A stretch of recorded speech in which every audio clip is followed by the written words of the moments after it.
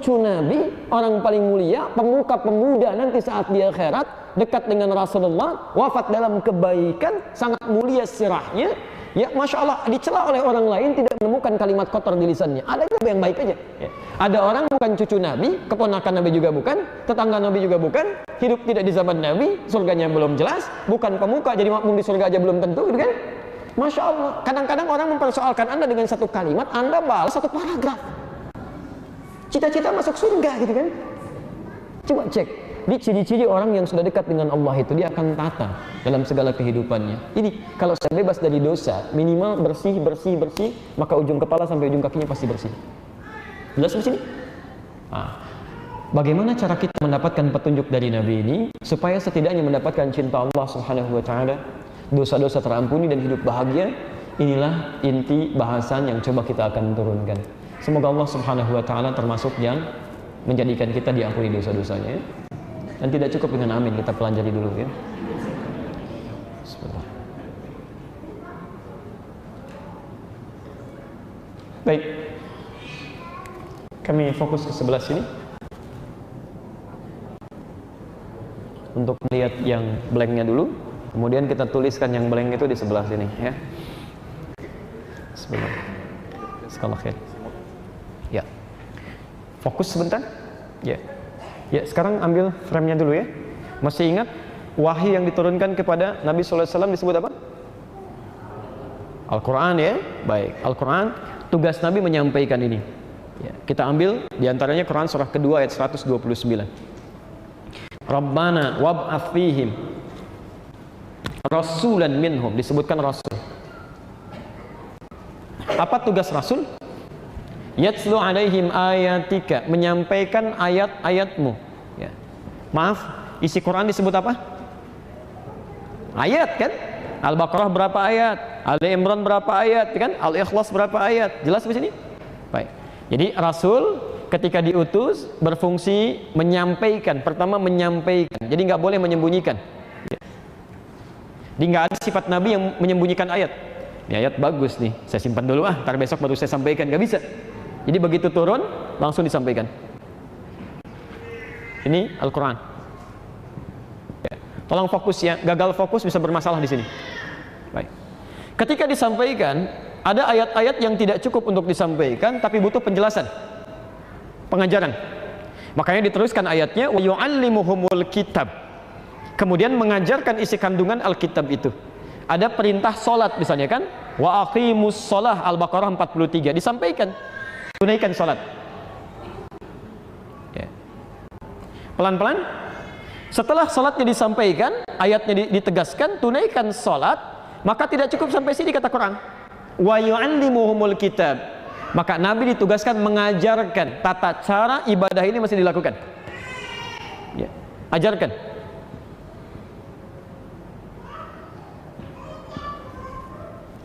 Awas, hati-hati ya. Kalau tidak ada fungsi pengajaran ini, maka akan sulit ditunaikan. Bagaimana caranya? Jangankan sampai lebaran kita, sampai lebaran kuda, lebaran kelinci, akan bisa itu. Susah ya. Sekarang ada yang macam-macam aja, ada yang lebaran kuda, lebaran kelinci, lebaran kambing, macam-macam. Nggak ada, udah selesai. Ya, lekatkan pada sesuatu yang tepat saja. Ya. Fungsi pengajaran Nabi terhadap ayat-ayat Al-Quran yang menginformasikan petunjuk hidup, maka pengajarannya setiap yang disandarkan pada Nabi disebut dengan hadis. Prakteknya disebut dengan sunnah. Jelas sih? Baik, turun ayat tentang sholat. Nabi menerangkan, keterangan Nabi disebut dengan hadis. Nabi praktekkan sholat tidak? Saya ulang, Nabi sholat tidak? Masya Allah. Berapa waktu? Jangan salah. Awas, hati-hati. 5 waktu itu baru yang standar. Nabi juga sholat sunnahnya. Nabi sholat tahajudnya. Nabi sholat mutlaknya. Nabi sholat duhanya. Masya Allah. Nabi dijamin masuk surga? Dijamin. Punya sifat maksum? Punya. Orang baik atau tidak? Baik. Takwa atau tidak? Masya Allah. Orang takwa, orang baik, dijaga dari kesalahan, terjamin surganya. Jangankan sholat fardunya, tahajud dijalankan, duha dijalankan, rawatib dijalankan, mutlak dijalankan. Baik. Ada Nabi Rasul di sini? Tidak ada. Ada ahli surga di sini? Ada orang paling takwa di sini? Masya Allah, ada orang bukan nabi, bukan rasul, surganya belum jelas, bukan orang takwa, tidak terkait dengan nilai-nilai kebaikan yang tadi disebutkan. Jangankan sholat yang 5 waktunya, gitu kan? Atau bahkan yang sunnahnya, yang 5 waktu masih bermasalah. Baik. Cita-cita masuk surga bersama Nabi. Baik, ketika Nabi praktikkan berubah menjadi sunnah, maknanya as-sunnah. Ya. Maka di sini kemudian ada ajakan untuk kita dalam beraktivitas dalam kehidupan mengambil petunjuk Al-Quran, melihat praktek Nabi SAW, atau minimal petunjuk pengajarannya. Maka muncullah kemudian bahasa, ayo kita kembali kepada Al-Quran dan Sunnah. Ayo kita pelajari Al-Quran dan Sunnah. Jadi ketika mempelajari Al-Quran dan Sunnah itu kewajiban orang beriman, bukan hanya berlaku bagi golongan tertentu. Ya, tidak tepat kalau Anda katakan misalnya, oh ini Quran Sunnah ini hanya golongan ini, yang lain apa? Nggak bisa gitu kan. Jadi semua orang beriman mutlak akan mengambil petunjuk dari sini. Ya. Ambil dari Qurannya, lihat caranya bagaimana Nabi mengerjakan. Ya. Jelas di sini? Baik. Bapak Ibu sekalian, sekarang yang lebih penting lagi. Bagaimana cara Nabi mengajarkan tuntunan Al-Quran dan mempraktekkan dalam As-Sunnah ini sehingga sesuai dengan praktek-praktek yang diinginkan oleh Allah Subhanahu wa taala yang berlaku bagi umatnya. Kita lihat pelan-pelan. Satu, saya agak cepat sini. Rasulullah sallallahu alaihi wasallam, ya, ini perjalanan fikih. Jadi segala ketentuan yang tadi disampaikan yang kita praktekkan hukumnya disebut dengan fikih. Jelas di sini? Baik. Sekarang lihat Rasulullah sallallahu alaihi wasallam menyampaikan ajaran Islam, Al-Qur'an tadi dan menerangkan, ya, pertama kepada sahabat. Ya, kita bisa lihat dulu. Pertama kepada sahabat. Sahabat itu siapa? Oh, baik, ya, kita turunkan dulu. Sahabat, saya ulang. Sahabat adalah orang yang satu hidup semasa dengan Nabi. Oh, syarat ini mesti ada. Kalau tidak ada, salah satu gugur nama sahabatnya. Hidup semasa dengan Nabi sallallahu alaihi wasallam. Yang kedua, melihat Nabi. Karena ada orang yang hidup semasa tapi tidak bisa melihat Nabi karena keterbatasan tertentu. Ya. Maaf, melihat itu dalam kondisi maksudnya hadir bersamanya, ada di hadapan. Ya. Seperti Uwais Al-Qarni, hidup semasa dengan Nabi, tinggal di zaman di Quran tapi tidak bisa melihat Nabi. Itu bukan sahabat. Ketiga, beriman kepada Nabi sallallahu alaihi wasallam sampai ia wafat. Kalimat ini penting, sampai ia wafat. Karena ada yang beriman kepada Nabi sallallahu alaihi wasallam, maaf ya, ini tidak terpenuhi unsur yang terakhir.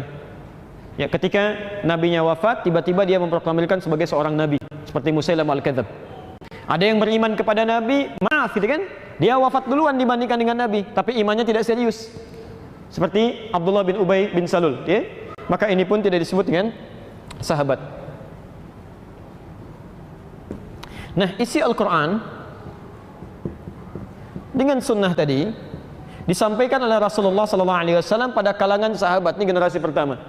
Ya, diajarkan, bahkan mula-mula itu tidak mudah diajarkannya. Ya, ada di satu tempat di rumahnya Arqam bin Abi Arqam. Sekarang ada di bagian Bukit Safa, ya, yang dilakukan sa'i di dalamnya.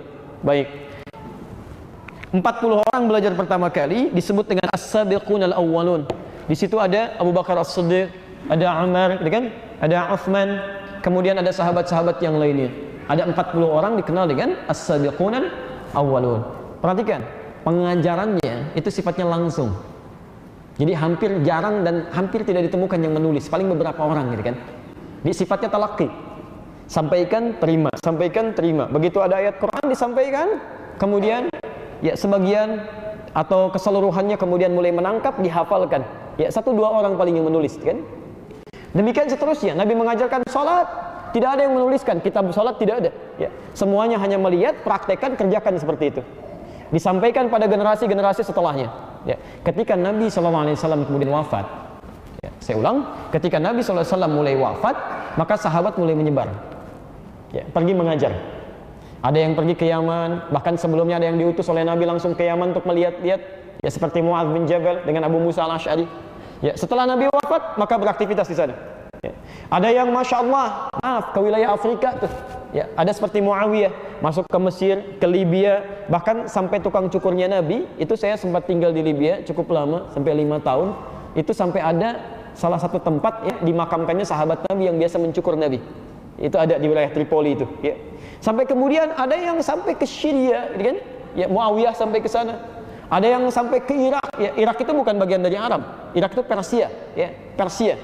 Cuma sekarang dimasukkan dalam wilayah Arab karena menggunakan bahasa Arab di dalamnya. Baik. Jadi menyebar sahabat Nabi Sallallahu Alaihi Wasallam mulai menyebar ke tempat-tempat yang berbeda. Ada yang ke Yaman, ada yang ke Irak, masya Allah. Ada yang ke Afrika, ada yang bahkan nanti sampai ke Eropa, gitu ya, ya ke Spanyol dan sebagainya. Bahkan ada yang ke Nusantara sebagiannya. Ada Sa'ad bin Abi Waqqas itu pernah ikut ekspedisi. Ya, menggunakan salah satu kapal dari Ethiopia itu sampai ke wilayah Baros, 414 km dari wilayah Medan itu.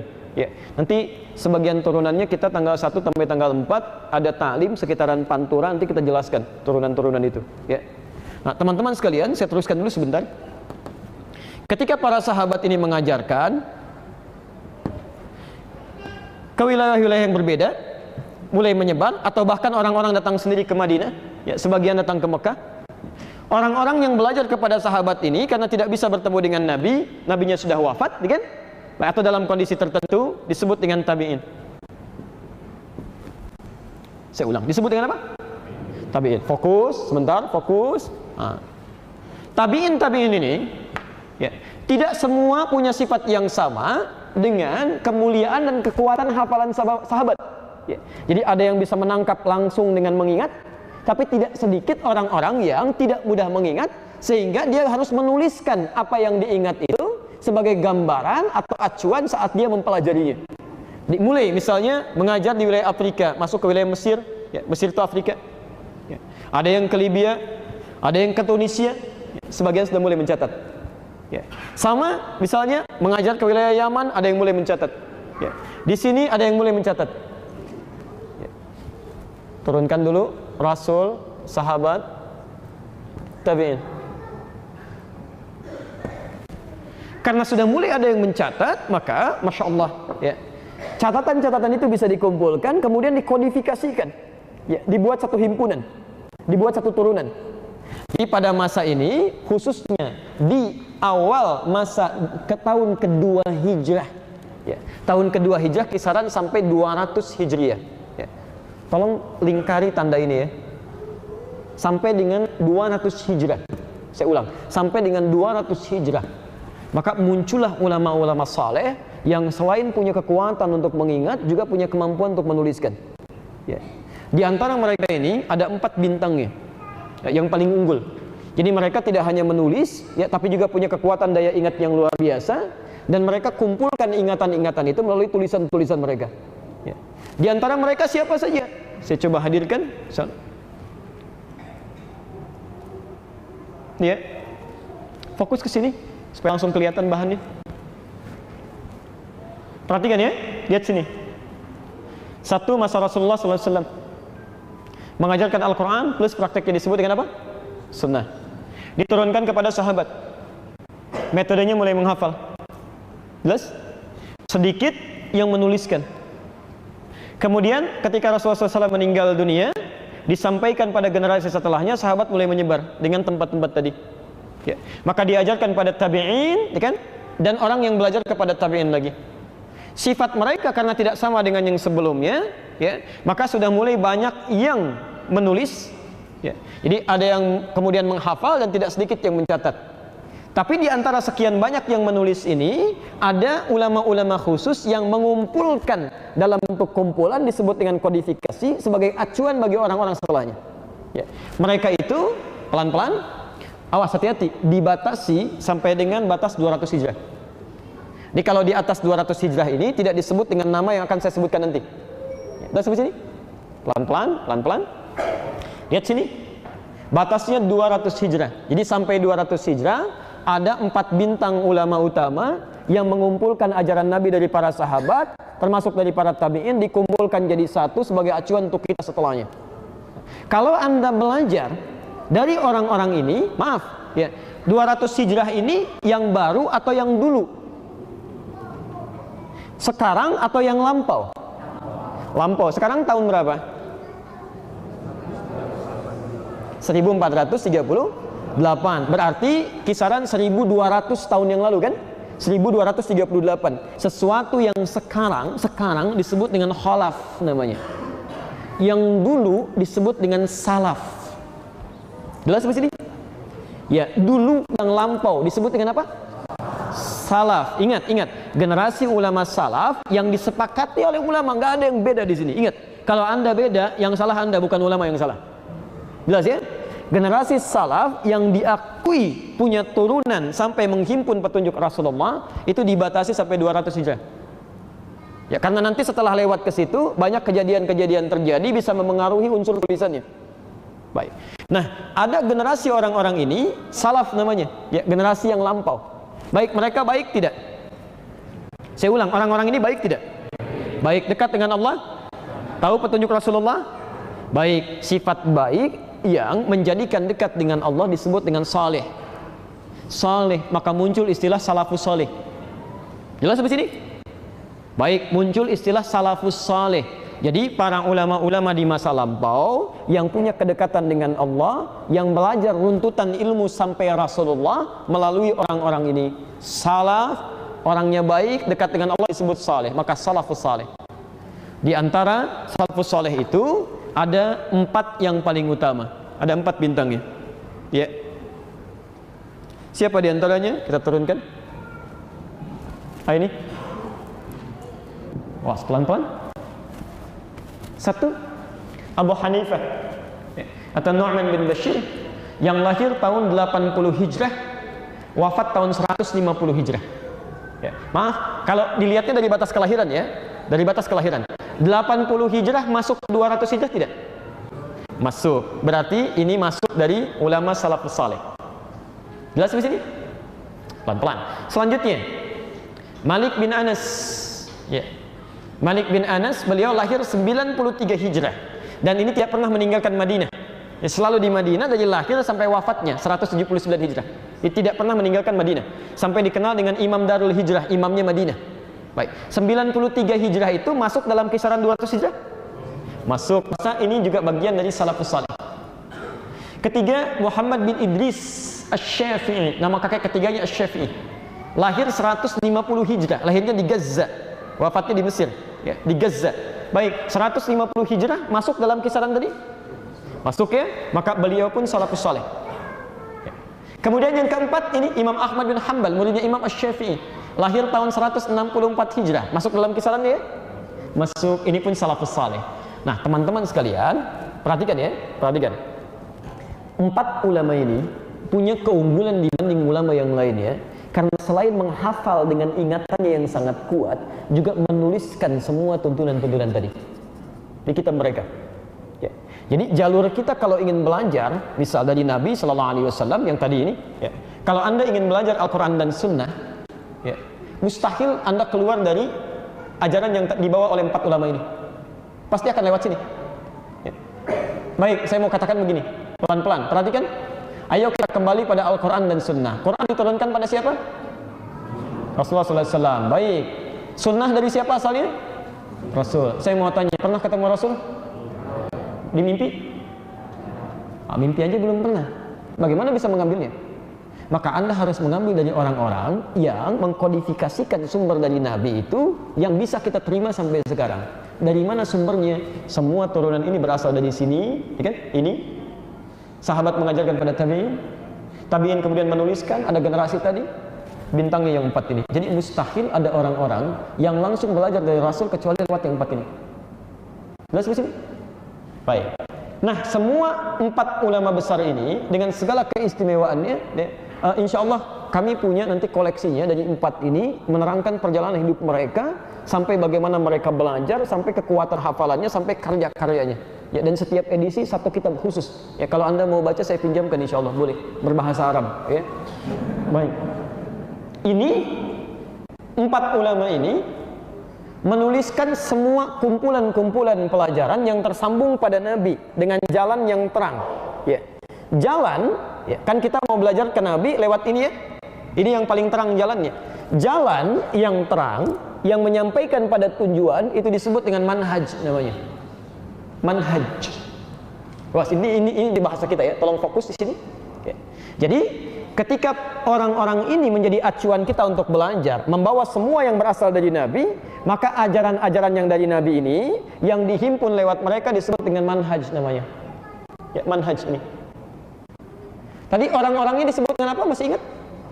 Salaf kan? Maka di sini ada istilah manhaj salaf.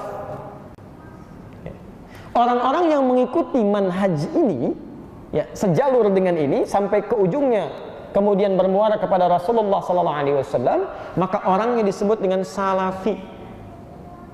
Tambah i di ujungnya. Ya. Jadi kalau mengikutkan orang pada sesuatu tertentu, gampang. Kalimat ujungnya ganti dengan i. Indonesia itu negara. Orang Indonesia diikutkan ke Indonesianya, a-nya ganti pakai i. Indonesia jadi Indonesia. Baik. Malaysia, Malaysia. Amerika, Ameriki. Filipini. Tunis, Tunisi. Aljazair, Aljazairi. Masya Allah, gampang ya. Yang bekas-bekas, bukan, itu jangan ngarang ya. Baik. Baik. Sekarang lihat. Salaf, ini ulama-ulama ini, ya, termasuk yang sezaman dengannya. Manhajnya kita ikuti, maka saat diikuti tambah i di ujungnya, salafi. Kalau, maaf, yang mengikuti ini, yang belajar ini satu orang atau dua orang? Banyak orang. Kalau banyak, gampang. Rumusnya mudah sekali. Bahasa Arab itu gampang. Tinggal tambah un di depan, di ujungnya. Un. Muslim satu orang. Kalau banyak kan? Muslimun. Mukmin? Mukminun. Soim? Gampang. Ya, soim laki-laki. Kalau perempuan tambah di ujungnya. Soimah perempuan. Kalau banyak kan? Soimun. Salafi satu orang. Kalau banyak kan? Salafiyun. Jadi orang-orang yang belajar dari runtutan ini seluruhnya itu pasti salafi. Mustahil ada yang bukan salafi. Di salafi itu bukan istilah khusus atau bukan nama khusus untuk golongan tertentu, aliran tertentu, kelompok tertentu. Semua orang Islam pasti salafi. Ya. Bapak salafi ya? Bukan Pak, saya Doni. Iya, nama Bapak Doni, ya. Cuma Bapak pasti ambil jalur ini pasti nih. Pasti gitu ya. Nah, jadi teman-teman sekalian, tidak ada yang tidak salafi, pasti salafi. Dan jangan juga mengatakan kepada orang, wah ini manhajnya bukan salaf nih. Lalu apa? Ustadz Adi kayaknya bukan salaf nih. Lalu apa? Memang bukan gitu kan? Cuman manhaj yang saya ambil, orangnya bukan salaf, saya Adi gitu kan? Nah cuma nilai yang dipraktekkan pasti ini, gak mungkin bukan salaf, pasti ini. Ya. Kalau bukan salaf berarti bukan mengambil tersambung dengan Nabi. Jelas sampai sini? Jadi kalau mendengar istilah-istilah salafi, salafiyun, salaf, itu pertama tidak usah juga alergi dengan kalimat itu. Yang kedua tidak usah mengklaim satu dengan yang lainnya, ini salafi, ini bukan. Ini persoalan yang muncul pada saat ini. Jelas sampai sini? Baik. Kalau jelas, sekarang perhatikan. Tadi semua tuntunan dari Nabi yang disampaikan oleh 4 orang ini dituliskan pelan-pelan. Disebut apa? Manhajnya. Nah, sekarang saya agak cepat. Tuntunan dari Nabi, manhaj tadi, ya, awas hati-hati ya. Ini dahsyat, saking dahsyatnya bisa mati, bisa nyala, bisa mati, bisa nyala ya. Tuntunan dari Nabi yang disebut manhaj itu punya 2 sifat. Ini sering saya tegaskan kalimat ini. Sifat pertama, hanya 1 dalil, 1 contoh. 1 dalil, 1 contoh. Misal, paling gampang, An-Nasai nomor hadis 886. Ini sering saya contohkan. Saat Anda mengangkat tangan begini bertakbir, kemudian setelah itu Anda ingin meletakkannya di dada, kalimat hadisnya langsung fawadha'a, maka cepat letakkan, langsung, langsung, tidak ada jeda. Begitu diangkat langsung letakkan. Dalilnya cuma 1 dan contohnya pun 1, seketika. Ya, telapak yang kanan menutup punggung yang kiri, seketika langsung angkat. Ini kalau dalilnya 1, contohnya 1, maka manhaj ini dinilai oleh para ulama bisa dikerjakan oleh siapapun di kesempatan manapun. Jadi tidak ada peluang untuk, maaf, kreatif mencari gerakan-gerakan lain. Saya nggak enak tiap hari begini terus sampai puluhan tahun. Saya pengen yang kanan dulu, yang duluan. Begitu takbir kanan duluan, kiri tutup, gini ya. Jadi ada sedikit ya, ada yang diputar begini, ada yang sambil naik kakinya begini sedikit ya, macam-macam gitu. Nah itu tidak perlu kreatif. Saya tidak bermaksud menyalahkan dalam konteks ini, tapi kami mencari di 1235 kitab hadis sampai yang ada sekarang. Dari yang paling sahih sampai yang paling palsu. Di kitab hadis palsu aja nggak ada. Di saking palsunya, di kitab hadis palsu nggak ada. Dan pemalsu hadis pun tidak tertarik memalsukan hadis ini karena saking jelasnya gitu. Jadi kalau Anda sudah menemukan satu tuntunan, nggak usah mencari yang lain, selesai. Semua orang bisa itu. Jelas ya? Begitu angkat, simpan. Berarti satu manhaj, satu cara. Tapi ada tuntunan-tuntunan yang sifatnya lebih dari satu dalil dan beragam cara. Banyak. Ada yang sifatnya bacaan, ada yang sifatnya gerakan. Ambil contoh yang paling ringan misalnya, Al-Quran. Kita baca Quran insya Allah, ternyata bukan satu cara bacanya. Paling minimal, alhamdulillah, ada 7 cara. 7 cara, paling minimal. Itu yang mutawatir. Kalau ditambah 3 lagi yang masyhur jadi 10.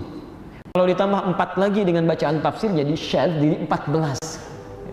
Kita ambil yang disepakati aja 7 dulu gitu kan? Yang disepakati 7 yang mutawatir, boleh dibaca dalam sholat dan dalam bacaan Quran. Bapak dan Ibu sekalian, ternyata yang kita bacakan sekarang wadduha itu juga bisa dibacakan dengan cara yang lain tanpa merubah isi maknanya.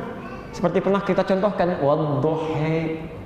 Kita wadduha, ada yang wadduha. Wal laili idza saja ma wadda'aka rabbuka wa ma qala walal akhiratu khairul laka minal ula. Ada. Siapa yang membacakan ini adalah ternyata orang-orang yang saat Quran diturunkan, bahkan sebelum turun Quran, lisan mereka memang nggak bisa mengucapkan a. Fitrahnya sudah ke melulu gitu. Kaifa halu, kaifa halak, madrasah, madrasah, ana, ani, anta, inti. Mungkin dari Betawi belajar sedikit ke sini gitu ya. Baik, sebagian teman-teman. Itu ada, sampai sekarang ada. Ada. Wilayah Palestina, wilayah Syria, sebagian dari Irak itu ada, itu melulu tuh. Gitu ya. Itu luar biasa. Makanya turun nanti riwayat diajarkan, ada riwayatnya Hamzah punya 2 murid namanya Khalad dengan Khalaf. Ada Imam Nafi' punya murid namanya Warash. Ada riwayat Anda baca pakai A, dia baca pakai E. Isinya tidak berubah. Tidak berubah, karena memang nggak sanggup mengucapkan A. Anda paksa-paksa, bukan A ya. Sampai kiamat kurang 2 hari, mereka susah. Ya, sehari lagi buat mikir, ngapain maksa orang, emang nggak bisa gitu. Ya, jadi fitrahnya begitu. Maaf, sepeda, teman-teman kita dari Medan ke sana lah gitu ya. Misal dibacakannya apa? Sepeda. Baik ya. Nah, Anda silakan saja, boleh tersenyum, boleh tertawa, silakan. Tapi memang begitu. Apakah bendanya beda? Tidak, tetap sepeda, tetap yang itu juga. Kita ke Cicaheum yuk. Apa? Cicaheum? Kalimatnya memang beda, tapi isinya itu juga. Maka turun riwayat-riwayat demikian, itu baru di lisan. Hati-hati gitu kan. Nah, manhaj ini dengan dalil yang beragam, dengan contoh yang berbeda, disepakati oleh para ulama. Ulama nggak ada yang beda. Kalau Anda beda dengan ulama, Andanya yang salah, bukan ulama yang keliru. Ya, disepakati sebagai kemudahan, fleksibilitas dalam menunaikan, karena tidak setiap orang bisa mengerjakan hal yang sama. Kalau mau lebih dahsyat, saya contohkan. Ihdinas siratal mustaqim, pakai shad, hafaz. Ada yang tidak bisa shad, bisanya sin. Turun riwayat Qalam. Ihdinas siratal mustaqim. Bahkan ada yang tidak bisa shad, tidak bisa sin, bisanya zai, Pak. Ada di Arab itu. Di Anda paksa shad, sin, ihdinas siratal mustaqim. Riwayat Qumbul dari Ibnu Katsir. Ada. Ya. Kami di Libya itu pernah ada kisah. Ya, ini guru kami yang langsung sampaikan, ini nyata. Penghafal Quran, dua-duanya hafal.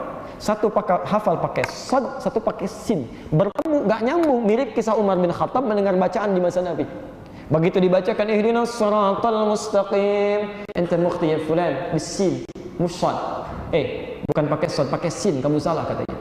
La, bisad, bukan sin, sad. Ihdinas siratal mustaqim, la bisin, ihdinas siratal mustaqim. Padahal keduanya mengaji di guru yang sama. Disepakati datang kepada gurunya, disampaikan, ya Syekh, kada wa kada, terjadi peristiwa begini.